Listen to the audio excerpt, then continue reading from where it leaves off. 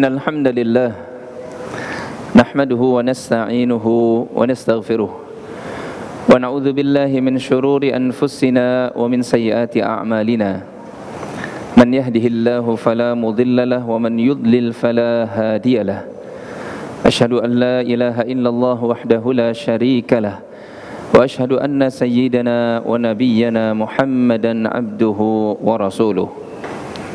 Allahumma fasalli wa sallim wa barik ala sayyidina Muhammad wa ala alihi wa sahbihi wa man tabi'ahum bi ihsanin ila yaumil qiyamah. Faqala ta'ala fi kitabihil karim, ya ayyuhalladzina amanu taqullaha haqqa tuqatih wa la tamutunna illa wa antum muslimun, amma ba'du. Fa inna asdaqal hadithi kitabullah wa khairul huda huda Muhammadin sallallahu alaihi wasallam wa syarrul umuri muhdatsatuha fa inna kulla muhdatsatin bid'ah wa kulla bid'atin dhalalah wa kulla dhalalatin finnar. Ma'asyiral muslimin, jamaah salat Jumat rahimani wa rahimakumullah. Di antara akhlak yang diajarkan oleh junjungan kita sallallahu alaihi wa alihi wasallam adalah sifat malu.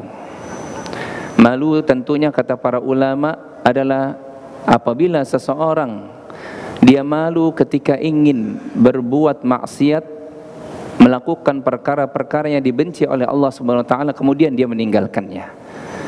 Ini sifat malu yang diajarkan oleh Allah Subhanahu wa taala dan juga diajarkan oleh Rasul kita yang mulia Muhammad sallallahu alaihi wasallam.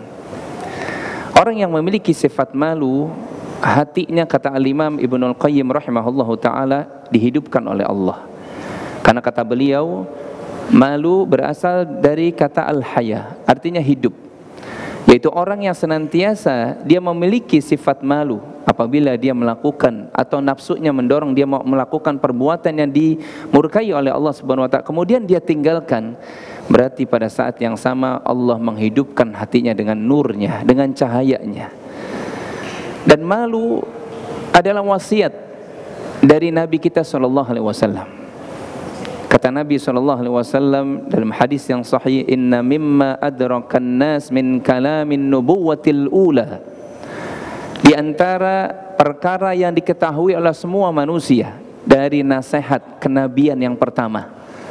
Artinya kata para ulama hadis, seluruh nabi dan rasul, dari mulai nabi dan rasul yang pertama sampai kepada rasul kita yang mulia SAW, selalu memberikan nasihat ini. Yaitu kata Nabi, idza lam tastahyi fasna' bima syi'ta. Kalau kalian sudah tidak memiliki rasa malu, silakan kalian berbuat apa yang kalian kehendaki. Hadis yang mulia ini, kata para ulama hadis, memberikan gambaran bahwasanya sifat malu adalah amanah yang Allah berikan kepada seluruh nabi dan rasul. Dan amanah untuk manusia agar bersifat malu di hadapan Allah Subhanahu wa taala dari perkara-perkara yang dibenci oleh Allah, apalagi perkara-perkara yang diharamkan oleh Allah, kemudian dia tinggalkan, ini wasiat dari seluruh nabi dan rasul. Oleh karena itu wasiat ini, wasiat untuk bersifat malu ini adalah wasiat yang abadi, persis sama dengan wasiat salat, wasiat berzakat, termasuk birrul walidain. Tidak pernah satu nabi pun yang meninggalkan wasiat dari Allah ini.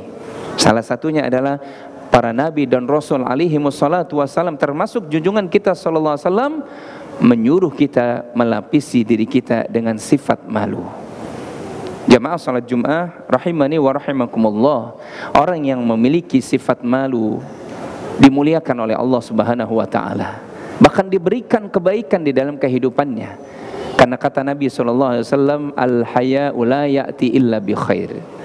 Malu itu kalau kita melapisi diri kita, berpakaian dengan malu ini, maka tidak datang kepada kehidupan kita kecuali selalu kebaikan. Bahkan dalam hadis yang lainnya riwayat Imam Muslim, al-haya kulluhu khair. Kata Nabi, malu itu semuanya adalah kebaikan. Nah, ini fadilah yang utama dari seseorang ketika dia punya rasa malu. Kalau kemudian dia melanggar larangan-larangan Allah Subhanahu wa taala, maka Allah akan turunkan kebaikan di dalam kehidupannya. Dan kemudian yang kedua, kata para ulama kita, orang yang memiliki sifat malu sesuai dengan apa yang disabdakan oleh Rasul kita sallallahu alaihi wasallam, wujud ada iman pada dirinya. Orang yang tidak punya malu, bahkan kemudian dia bangga untuk melakukan perbuatan-perbuatan maksiat, perbuatan-perbuatan yang diingkari oleh Allah Subhanahu wa taala, dilarang oleh Allah, tapi kemudian dia bangga untuk melakukannya, ini justru diancam oleh Allah Subhanahu wa taala lewat lisan Rasulnya sallallahu alaihi wasallam. Kata Nabi, kullu ummati mu'afa, semua umatku punya potensi dimaafkan, diampuni dosa-dosanya oleh Allah, illa kecuali al-mujahirin. Kecuali yang tidak dimaafkan adalah orang yang mujahirin, orang yang sudah malamnya dia berbuat maksiat, ditutup aibnya oleh Allah Subhanahu wa taala, tapi pagi harinya dia dengan bangga menceritakan maksiatnya kepada orang. Orang yang seperti ini tidak mendapatkan kemaafan, pengampunan dari Allah Subhanahu wa taala. Iyadzam billah. Maka jamaah salat Jumat rahimani wa rahimakumullah, orang yang memiliki sifat malu ini bukti ada iman padanya. Bukankah Nabi kita alaihi salatu wassalam telah memberikan sabdanya kepada kita bahwasanya al-iman bid'un wasittuna au bid'un wasab'una syu'bah. Iman itu ada 70 atau 60 cabang. Fa afdaluha qaulu la ilaha illallah. Iman yang paling tinggi adalah perkataan la ilaha illallah, wa adnaha imatatul adza anit tariq.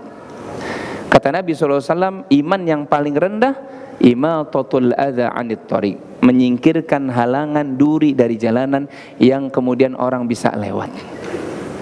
Wal haya'u syu'batun minal iman. Kata Nabi, malu itu bagian dari iman. Berarti orang yang dia tidak punya rasa malu, dia bangga dengan maksiatnya, perhatikan, boleh jadi tidak ada iman atau boleh jadi imannya menipis. Na'udzubillahi min dzalik.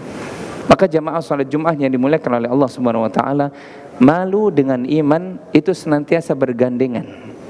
Dalam hadis yang lainnya Nabi SAW memberikan gambaran al-iman wal haya qurana jami'an. Iman dan malu itu senantiasa bersama-sama. Kata Nabi SAW, idza rufi'a ahaduhuma, apabila satu diangkat, dicabut, maka akan rufi'al akharin, akan diangkat yang satu berikutnya. Kalau orang sudah tidak punya rasa malu, maka imannya pun diangkat oleh Allah.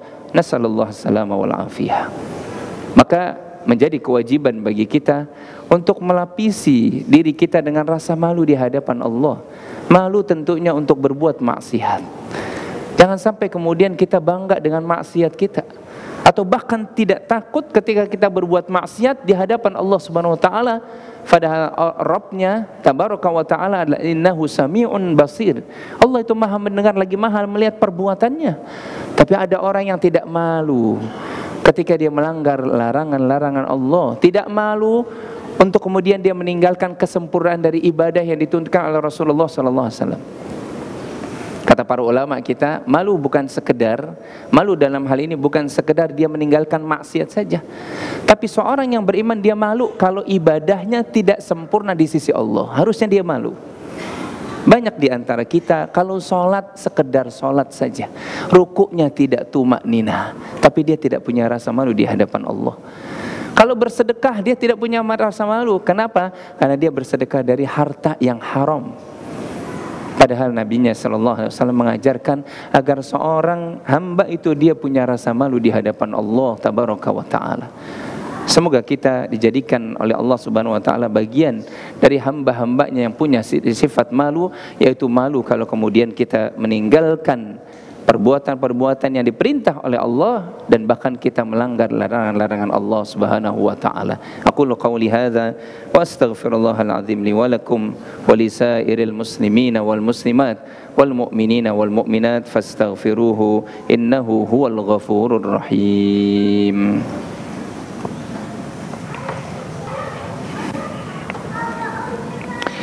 Alhamdulillahi rabbil alamin, wassalatu wassalamu ala asyrafil anbiya wal mursalin nabiyina Muhammadin wa ala alihi wa sahbihi wa man tabi'ahum bi ihsanin ila yaumiddin, amma ba'd. Di antara keutamaan malu yang berikutnya, sebagaimana kita lanjutkan pada khutbah yang pertama tadi, adalah bahwasanya malu itu sifatnya para malaikat. Rasul kita SAW telah memberikan gambaran Dalam hadis riwayat Imam Muslim dari Aisyah radhiyallahu taala anha wa ardhaha, ketika Nabi sedang duduk di rumah beliau, kemudian tanpa sadar paha Nabi terbuka sedikit. Kemudian datang Abu Bakar. Maka Nabi mempersilakan Abu Bakar kemudian masuk dan berbincang-bincang dengan Nabi SAW. Sementara paha Nabi masih terbuka sedikit. Berikutnya pada saat berikutnya datang kemudian Umar. Sementara pahanya Nabi masih kelihatan sedikit. Maka kemudian Umar disuruh duduk oleh Nabi SAW. Tapi yang ketiga ketika Utsman ibnu Affan masuk minta izin kepada Nabi SAW, Nabi segera menutup pahanya. Ketika Aisyah bertanya kepada suaminya SAW, "Ya Rasulullah, aku perhatikan ketika ayahku datang engkau biarkan sedikit terbuka. Ketika Umar ibnu Khattab datang engkau biarkan itu terbuka. Tapi kenapa ketika Utsman ibnu Affan datang engkau langsung tutup pahamu itu?" Maka apa jawab Nabi SAW? "Ala astahyi min rajulin." Ya, kata Nabi SAW, "Tidak pantaskah aku malu kepada seseorang yang tastahyi minhul malaika?" Bahkan para malaikat pun malu kepada Utsman ibnu Affan. Hadis ini menunjukkan bahwasanya Utsman ibnu Affan itu memiliki keutamaan di sisi Nabi SAW, yaitu orangnya bahkan sampai penduduk langit dari kalangan para malaikat malu kepada Utsman. Sebagian riwayat menyebutkan, sebagian ulama menjelaskan para malaikat itu malu kepada Utsman karena Utsman tidak pernah lepas dari Al-Quran. Allahu Akbar. Sampai malaikat itu malu.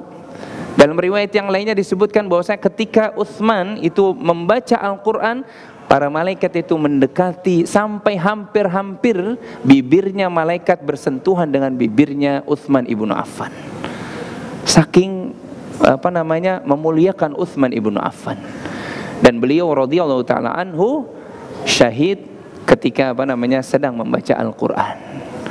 Sebagian ulama menyebutkan malunya para malaikat sebagaimana sabda Nabi SAW tadi, itu karena Utsman nggak pernah lepas dari Al-Quran. Beliau sekali duduk hatam selesai Al-Quran, sekali duduk selesai Al-Quran. Bagaimana dengan kita? Yang kadang-kala kita kalau duduk bersama Al-Quran, banyak nafsu-nafsu yang kemudian menjauhkan kita dari Al-Quran. Lelah, mata sudah lelah, ngantuk dan seterusnya, akhirnya kita tutup Al-Quran. Ya Allah. Maka jamaah yang dimuliakan oleh Allah, malu itu sifatnya para malaikat. Maka ketika seseorang itu malu, melapisi dirinya dengan malu, berarti dia sedang melapisi akhlaknya penduduk atau makhluk yang paling dimuliakan oleh Allah Subhanahu wa taala, yaitu al-malaikah. Jamaah salat Jumat yang dimuliakan oleh Allah Subhanahu wa taala. Berikutnya, malu itu sekali lagi sebagaimana sabda Nabi di khutbah yang pertama tadi adalah wasiat dari para nabi dan rasul alaihi wassalatu wassalam. Rasul kita bersabda, "Inna mimma adrakan nas min kalamin nubuwatil ula idza lam tastahyi fasna' bima syi'ta." Kata Nabi, sesungguhnya di antara perkara yang pasti diketahui oleh seluruh manusia dari nasihat para nabi terdahulu, dari kalamnya, perbincangannya para nabi terdahulu, dari nabi yang pertama sampai kepada nabi yang terakhir, adalah mereka mengajak agar manusia memiliki sifat malu di hadapan Allah Subhanahu wa taala. Dan nabi kita sallallahu alaihi wasallam jamaah itu orang yang paling pemalu. Bahkan disebutkan oleh para sahabat, nabi lebih malu daripada wanita yang dipingit di rumahnya sekalipun. Rasul kita malu, orangnya malu sekali.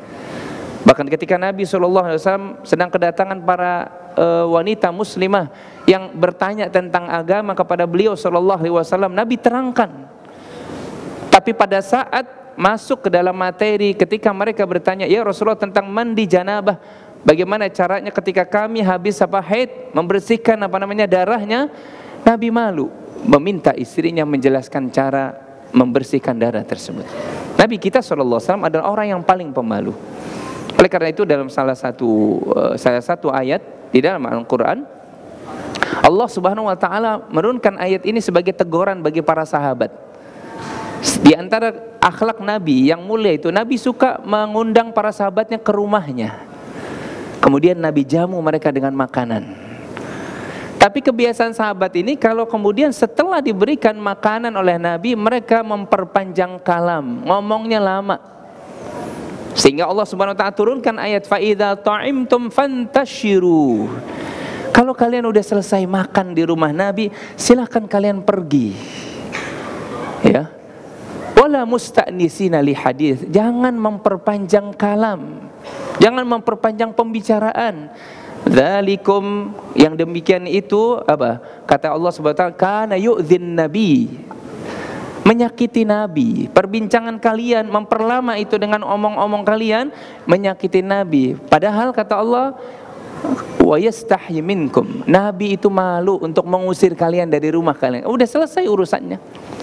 Maka ini kata sebagian ahli tafsir menyebutkan ini akhlak buat kita. Kalau diundang oleh seseorang, selesai urusan kita langsung pamitan. Jangan membuat tuan rumah menjadi berat, sebagaimana pernah ditegur para sahabat oleh Allah Subhanahu wa taala. Tapi wallahu la yastahyi minal haq. Allah tidak malu untuk menerangkan kebenaran agamanya. Maka Nabi kita sallallahu alaihi wasallam itu orang yang paling malu. Sehingga kita wajib mengikuti beliau. Laqad kana lakum fi Rasulillah uswatun hasanah. Ada suri tauladan dari Nabi sallallahu alaihi wasallam bagi kita, bagi orang yang yakin akan pertemuannya dengan Allah dan juga dengan hari akhir. Maka kita lapisi diri kita dengan sifat malu di hadapan Allah sampai kemudian kita dipanggil oleh Allah Subhanahu wa taala. Innallaha wa malaikatahu yusalluna 'alan nabi ya ayyuhalladzina amanu sallu 'alaihi wa sallimu taslima. Allahumma ighfir lil muslimina wal muslimat wal mu'minina wal mu'minat al ahya'i minhum wal amwat. Innaka sami'un qaribun mujibud da'wat wa ya qadiyal hajat innaka ala kulli syai'in qadir. Rabbana zalamna anfusana wa illam taghfir lana wa tarhamna lanakunanna minal khasirin. Rabbana ighfir lana wa li ikhwanina alladhina sabaquna bil iman wa la taj'al fi qulubina ghillan lil ladzina amanu rabbana innaka raufur rahim. Allahumma aslih lana dinana alladhi huwa ismatu amrina wa aslih lana dunyana alladhi huwa ma'ashuna wa aslih lana akhiratana allati hiya ma'aduna waj'alil hayata ziyadatan lana fi kulli khair waj'alil mauta rahatan lana min kulli syarr. Rabbana la tuzigh qulubana ba'da idh hadaitana wa hab lana min ladunka rahmatan innaka antal wahhab. Rabbana atina fid dunya hasanah wa fil akhirati hasanah wa qina adzabannar. Walhamdulillahi rabbil alamin. Aqimis shalah.